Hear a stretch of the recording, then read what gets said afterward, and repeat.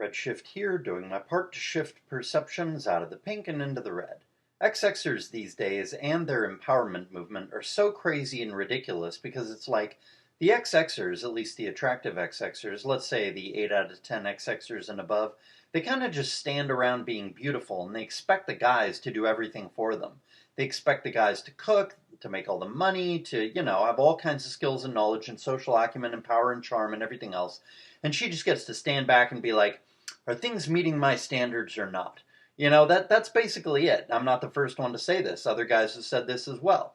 It's ridiculous, though, because, the XXer empowerment movement is like, XXers can work and XXers can be independent. We're not objects. We do stuff. We can do stuff. We're competent. We should be allowed into all the fields that you guys are doing and stuff. But yet they're saying this at the very same time when XXers are not competent.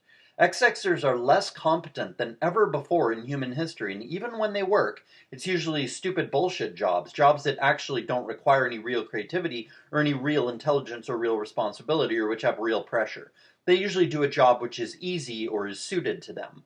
Or they work for government where it's hard to get fired, or they're doing bullshit like working as a social worker or something like that.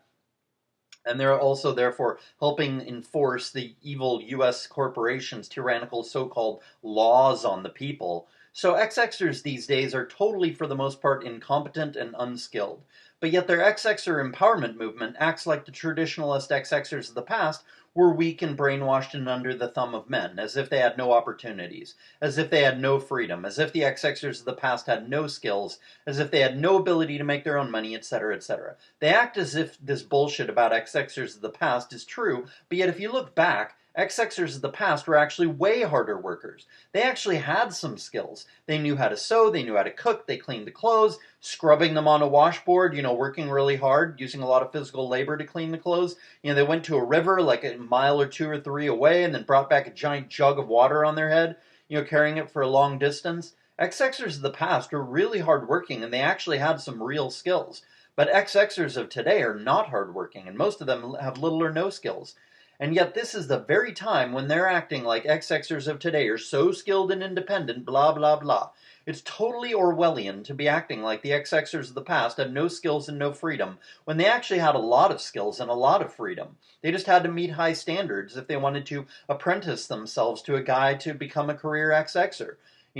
Most XXers did not want to do that. Karen Strawn has talked about this in a video. You should watch it. It's a good video. Most of her videos are good. At least they used to be. XXers just had to meet moral standards. If they were moral, they had a lot of freedom. And if they didn't have total freedom, it's because they voluntarily chose to give up their freedom in order to get married. It was a choice. They did not have to get married. And XXers of the past were moral, and so they had the freedom that comes with being moral. But XXers of today abuse alcohol in huge amounts and are immoral in other ways, such as, cheating on their boyfriends, being violent, stealing, lying, etc., etc. And they're slaves to the multiple vices that they have.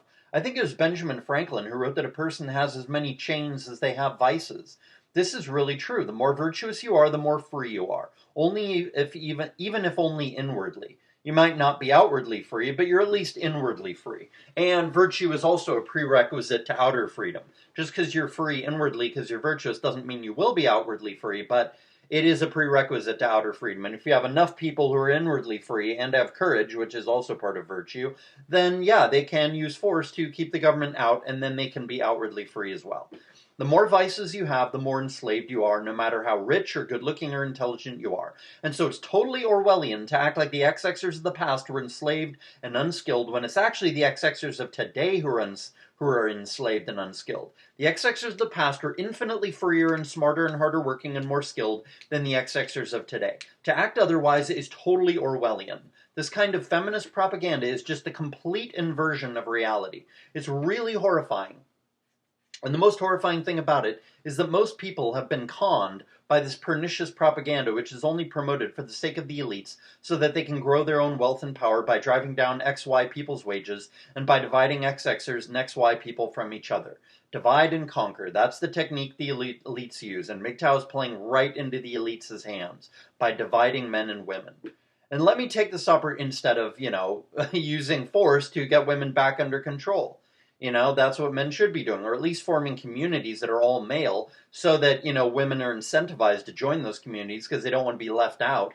Then the men can use any conditions they want to allow the women to join. They don't have to allow them to join, but they could allow them to join if the women agree to give up all their rights.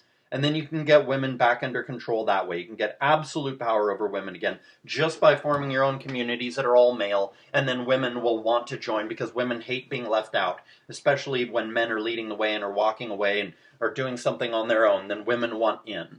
And so men can totally get women completely back under control by that technique alone. But MGTOW's not advocating that. And as such, it's dividing men and women and it's playing right into the elites' hands.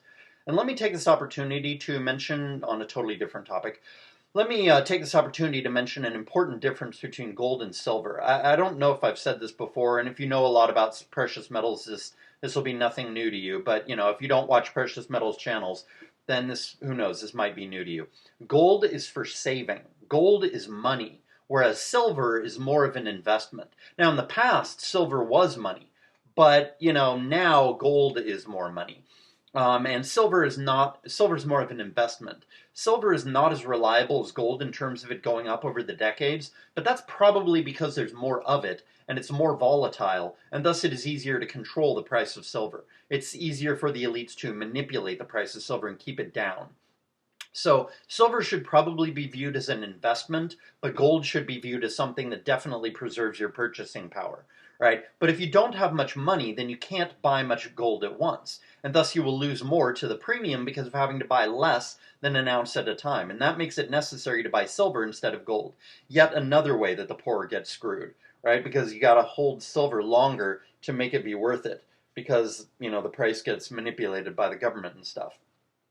But still, saving in the form of silver is better than saving in the form of paper dollars in a safe at home, or in the form of digital dollars in a bank or in bonds, assuming you can hold the silver for long enough and you save it in coins that you can resell for a decent amount of money again.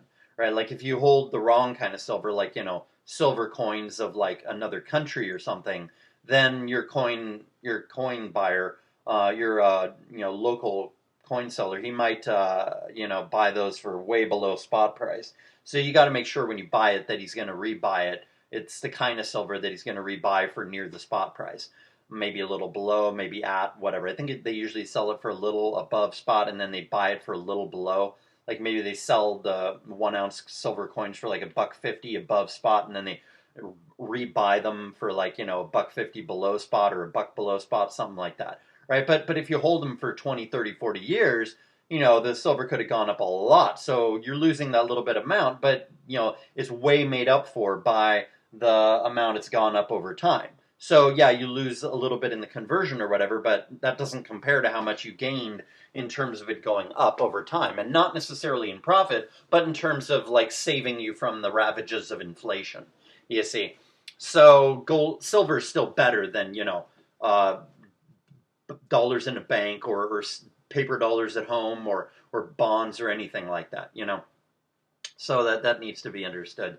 And, considering the fact that computers are taking over our lives and are becoming more and more prevalent, they're putting computers in everything these days. Refrigerators and faucets and they're turning, tablets are all over the place. I mean, just computers are becoming more and more and more prevalent, just everywhere. There's a computer everywhere. It's fucking ridiculous. And so every computer has silver in it. Now, every CPU has a tiny bit of gold in it too, but every computer has a lot more silver than gold, way more. Like, I can't remember whether it's like 1/4 of an ounce or 1/10 of an ounce or whatever. I think it might be 1/4 of an ounce in every computer, every, CPU and motherboard or hard drive or whatever. Maybe it's like a combination of all the parts, the hard drive and the RAM and the motherboard and the CPU, whatever. Like every computer has like a significant amount of silver, like, maybe 1/4 of an ounce or maybe it's an ounce. I can't remember, whatever. Like, I think it's more like 1/4 of an ounce or 1/10 of an ounce, but that's still like, that adds up when you're talking about, billions of people on the planet and they all have, like a desktop and a laptop or two. And, they have kids, probably every kid has their own tablet and there's like, a computer in the faucet and in the car and in the refrigerator and in the microwave and everything. Everything's got a computer these days. So that just means more and more and more demand for silver. You see, and computers are just going to be put in more and more and more things going forward, and the population's only going to increase as well. And so that means, the demand for silver is just going to keep on going up, like probably way more than the demand for gold, especially since silver is used in, I think, thousands of other industrial applications and stuff. I mean, silver is used in so many things, it's ridiculous. It might even be in the tens of thousands or something. It's ridiculous how much silver is used in. And silver gets destroyed, whereas gold does not. It doesn't always get destroyed, but like some things do destroy the silver in the process or whatever of using it. So it really is the case that silver demand is going to go up, up, up, up, up over time.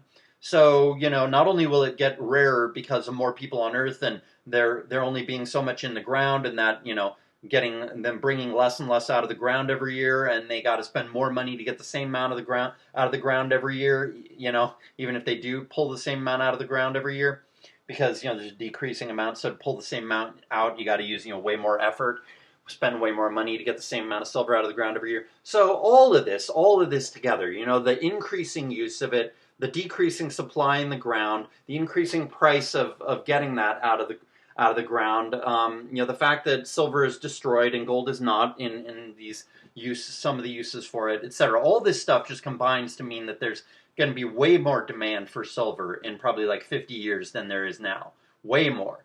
And even in probably 30 years, there will be significantly more demand for silver, and the price will have to go up. It will have to.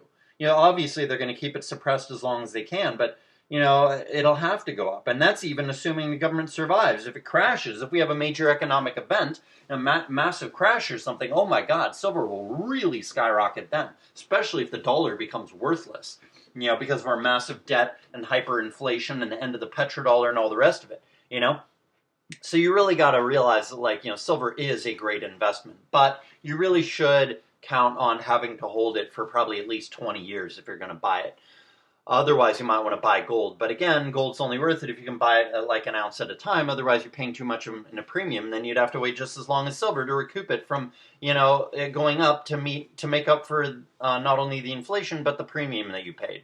You see what I'm saying? So silver's a good investment, but gold is better in a sense if you want to be able to have to sell it again quicker. But only if you can afford to buy bigger pieces at a time of gold, right? It was only 20 to 25 years ago that everyone only had one computer. Now everybody has a desktop, and each kid has a laptop and a tablet. Everybody's got a smartphone. Those all have silver in them. Gold too, but not as much. And so this means that, way more silver is being used, and this means silver demand is only going to go up over time due to many factors that are pretty much guaranteed.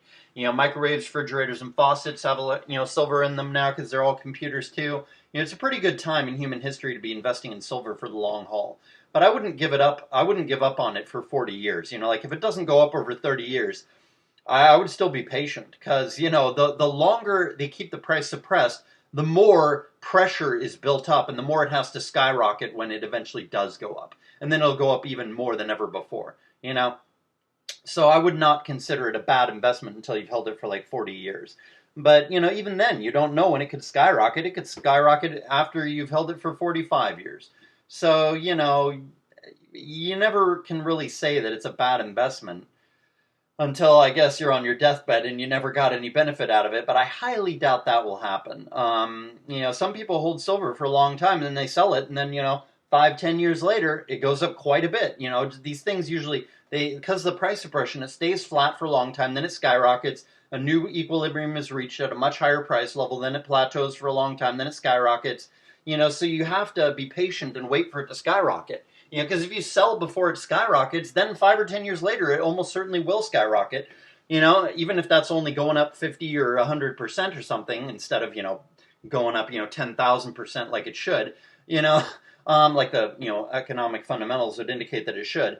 So yeah, it's like if you sell it before it skyrockets, you're going to be kicking yourself. People do this. They'll hold it for 10, 15 years or something. It doesn't skyrocket. Then they sell it, and then another 5-10 years later, the price has gone way up since they sold it. And then they're like, God damn it, I should have just held on to it for another 5 or 10 years.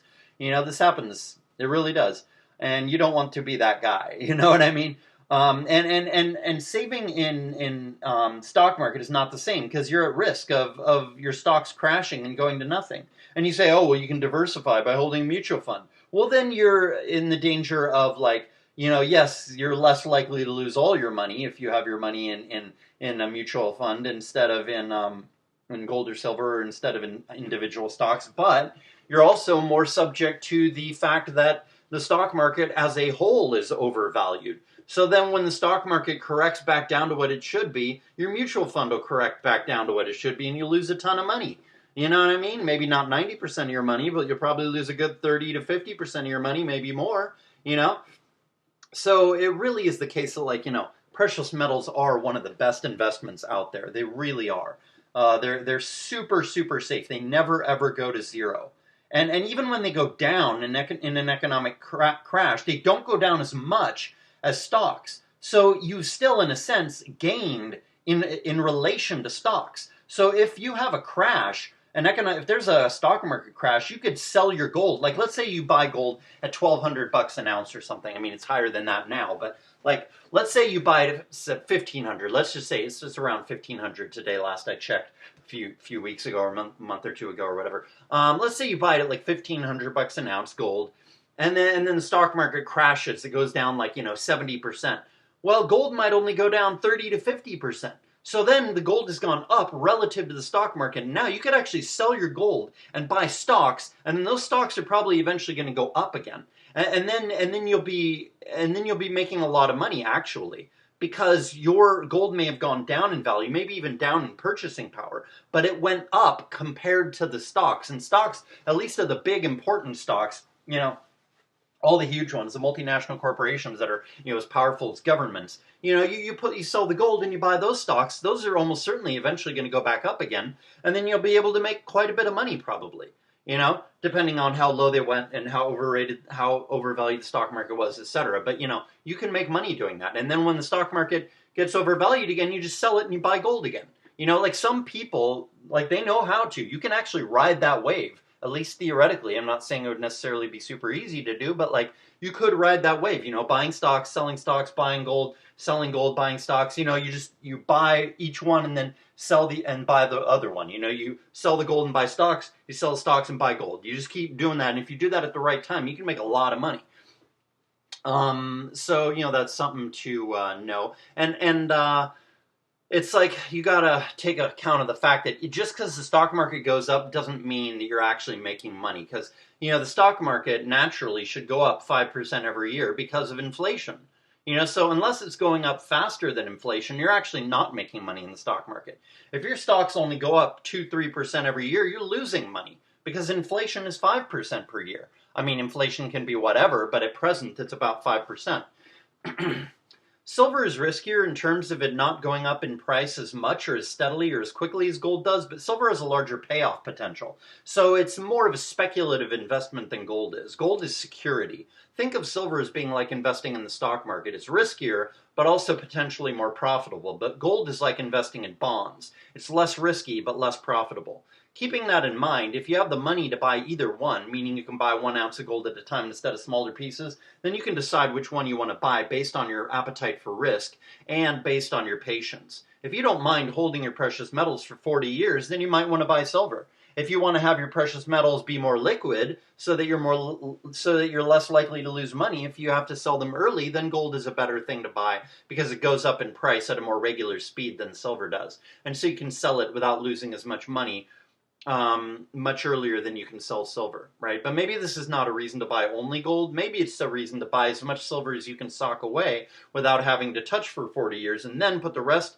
of your money that you think you might have to liquidate earlier into gold, such as the precious metals you might have to sell within the next 10 to 20 years or the next 5 years. Have some of your money in gold and some in silver is probably a better idea, because if you have to sell some, then you sell the gold first, because you'll take a lot less of a loss on it because it will likely have risen in price more than the silver did, whether you're selling after holding it for a year or after holding it for 10 years.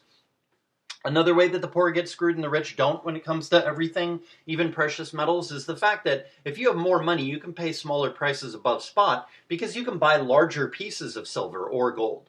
Such as, like, if you buy like a 1,000-ounce bar of silver at your local coin dealer, you might only pay 1 or 2% above spot for that, instead of the poorer person who has to pay maybe 8% above spot for a generic silver 1-ounce coin. And it doesn't help the poor person to save up enough money to buy the 1,000 ounce bar, because by the time that he has saved up the money to buy that 1,000 ounce bar of silver, the dollars that he was saving to buy that bar will have gone down in purchasing power, and the silver might very well have gone up in purchasing power. The silver might have gone up in price, thus meaning that he lost that 6 to 7% difference in price above spot. That he would, if he bought the 1,000 ounce bar, he saves a good 6 to 7%, or at least 4% above spot. He saves several percentage points in paying a much lower premium, right? As of only paying a 1 to 2% above spot instead of 5 or 8% above spot, right? But if he has to save for like a year or two to get enough money to buy a 1,000 ounce bar of silver, then the silver will have probably gone up in price because of inflation, and then he doesn't save any money because he's paying more for this bigger bar of silver. Yeah, he's paying a smaller premium, but he's paying more for the silver itself, so because the dollars got devalued while he was saving them. So either way, the poorer person has to pay a larger premium, even if he buys a 1,000 ounce bar, because it takes him longer to save. So it's really unfair to poor people like that. It's very unfortunate. It really seems like everything in society works in a way to benefit the rich and screw the poor guy. It's really, really disgusting. But, that's the way it is, I guess. But, I guess the poorer person could save his money and then only buy when the price is in a dip. Although the rich person can do that too. And besides, it doesn't really fix the unfairness problem that I mentioned. Another advantage of living in a commune with highly trustable people due to their high morality and the commune all having common goals is that you don't have to pass your money on to your kids. This is kind of a different topic. You don't have to pass your money on to your kids and hope your kids don't foolishly waste it like kids often do. You can instead leave your money to the commune, and then your kids will have to stay in the commune to get the benefit of that money, as will the sons of other men of the commune who die and leave their money to the whole commune. Then it will inspire people to stay in the commune, and it will also further the goals of the whole commune instead of just benefiting the lives of your sons and daughters and being at risk of being wasted by them. Instead of just benefiting them in terms of like them getting whatever they spend the money that you left to them on.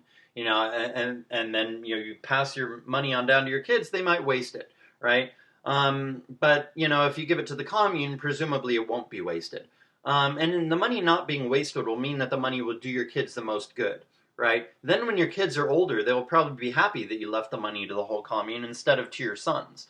You have to realize that either you die broke, which is not good, if only because it means you live broke as well, and thus are probably miserable and stressed out because of being broke, or you die rich, in which case you leave a lot of money behind. You can't do anything with that money. You have to leave it behind when you die, right? So you have to make sure that that money is left in the hands of wise people who will use it for causes that you would have approved of, such as the cause of buying more land for the commune, building more buildings on the commune's land so that the commune can house more people, making the commune more luxurious so that people want to stay in the commune, etc. And not only leaving your money to the commune, not only will leaving your money to the commune incentivize your kids to keep living in the commune, but the commune itself will want to incentivize people to leave their money to the commune instead of to their kids. And this will incentivize the people in the commune to make sure the commune is good and not tyrannical, because no one is going to leave their money to the commune if it's tyrannical. But if it's very free, highly moral, very wise, and highly efficient, then it will be more likely that people will leave their money to the commune. This has been Redshift, peace trucks for immoral people.